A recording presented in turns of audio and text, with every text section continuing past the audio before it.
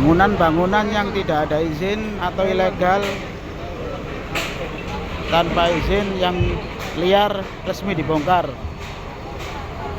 Dekat stasiun Kota Pasuruan, Pasar Besar. Nah,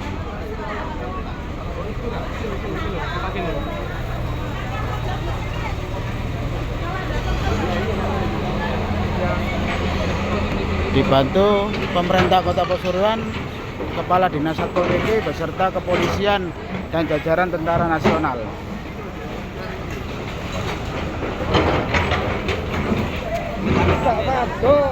Ya, terima kasih. Masuk Radar Bromo. Masuk Radar Bromo, ini yang punya bangunan sedang dicari keterangan.